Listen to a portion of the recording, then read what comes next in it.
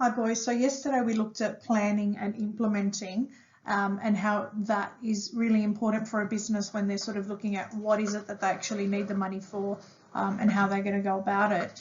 Today we're going to look at monitoring and controlling and have a look at a little bit of the background information or Year 11 information into cash flow statements, income statements and balance sheets.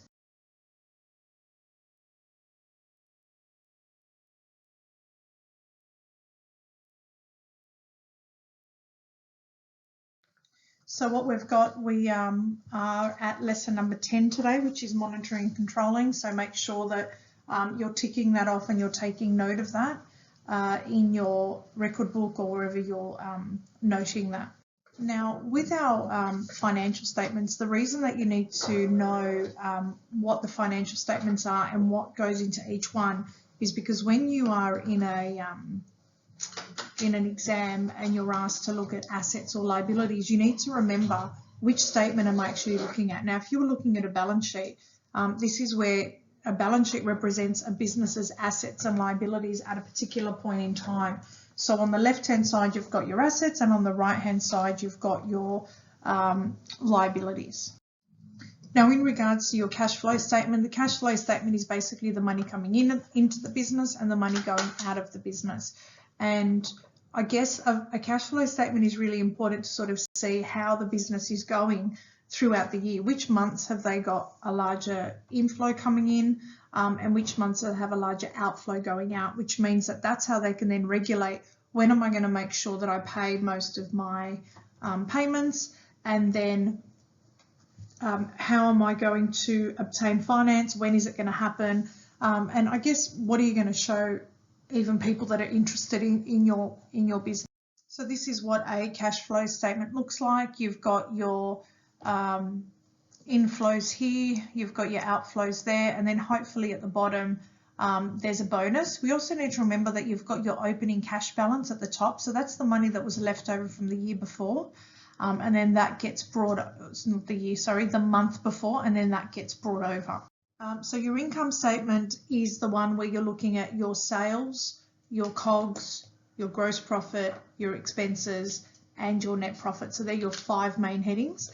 And this is where we look at the expenditure of the business. Has the business made a profit? What have been the expenses? How much did it cost to actually sell these products? And there's a whole lot of other expenses. So your advertising, your rent, your telephone, your insurance.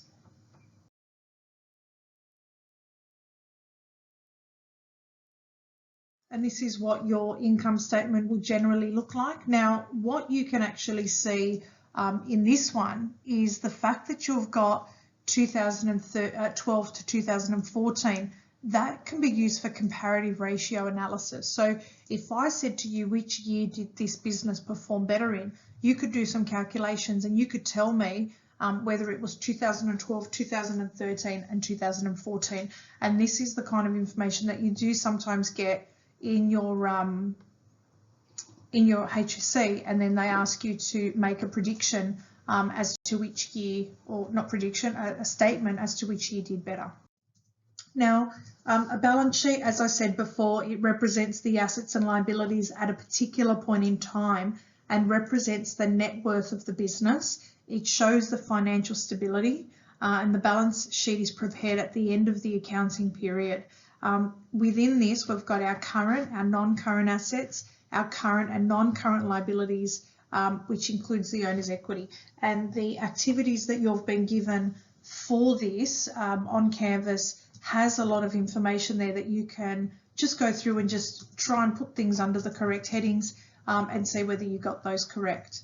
Analysis of the balance sheet can indicate whether the business has enough assets to cover its debts. The interest and money borrowed can be paid. The assets of the business are being used to maximise profit. So we don't have assets that are sitting there and are not actually giving the business anything back. If they're sort of idle and they're just there and they're a waste of space, we need to be getting rid of those. And then we also look at this one. The owner of the business are making a good return on their investment. So what's their owner's equity like, and are they showing positive figures there? And again, this is just your traditional balance sheet that you've got there.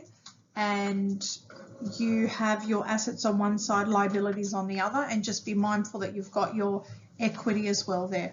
Now, over the next couple of slides, I've got some points to remember for the three different statements. With income statements, points to remember, one of the biggest ones is at the bottom, or one of, but you've got your equations there. You need to remember those equations because sometimes you're not going to get all the information and you need to work it out in a way. Sometimes they're going to be called profit and loss statements or revenue statements, but they're exactly the same. Sales is revenue generated by the business. Cost of goods sold is how much the goods or services have cost the business before the sale. So your COGS formula is opening stock plus purchases minus closing stock. And then your gross profit formula is sales minus COGS. And that will be your preliminary money before we start taking out all the expenses. So just continuing on from the points to remember for income statements, you just need the last one, net profit equals gross profit minus expenses. Now, with our balance sheets, you need to remember the accounting equation, which is really important. So assets equals liabilities plus owner's equity. And then what we've got there in terms of the assets, there's three types of assets. You've got the current, non-current and intangible assets. The intangible assets usually go under the heading of non-current assets. And with your current assets, these are the things that can be converted into cash, sold or consumed in the next 12 months. So that's why they're short term. Pretty much the only short term ones are your inventories, which is your stock, debtors, which is your accounts receivable, because you're going to receive money from accounts or stock that you've given people, and then cash. Your non-current assets are all the things that have a longer use by date, and you're not really going to get rid of them within 12 months. You're not going to just keep chopping and changing. And then with your intangible assets, these are the things that are not physical, but they're your goodwill, your copyrights, patents, brand names, all of those things that a business has. So continuing on from that, you've got your liabilities. Now with your liabilities, they're the things that the business owes. You need to give this back in some way. You have your current liabilities and your non-current liabilities, and your current liabilities are things that have to be paid within the next 12 months. So the kind of things that you're looking at with current liabilities would be a bank overdraft, a credit card, accounts payable. So they're the main ones that you have that people have given you credit, so you've got to pay them back. They're not going to let you pay them back in 12 months plus. Your non-current liabilities, amounts a business owes that are not expected to be repaid within 12 months. So even though you've got monthly installments, you're still not going to pay your mortgage off in 12 months. So these are more of your long-term liabilities that you have. Now, the other point that goes under the liabilities section on the right side of the balance sheet is owner's equity. This shows the equity of the owner in the assets of, it shows the equity of the owner in the assets of the business. Now, in this instance, you've got your retained earnings that come into this, and this is all the money that the owners have put into the business, which means that once you make some money, you're going to pay the owner or the owners back, and hence why it's considered a liability. Now, when we're going through our financial statements, these are some of the things that we're going to have as an analysis. We're going to look at liquidity. So we know that liquidity looks at assets and liabilities. So can our assets cover our liabilities? And one of the questions that you'll get when you look at liquidity is to comment on the current ratio.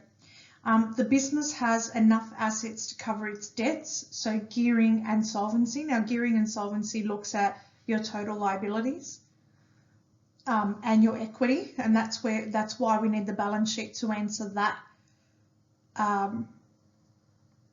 ratio.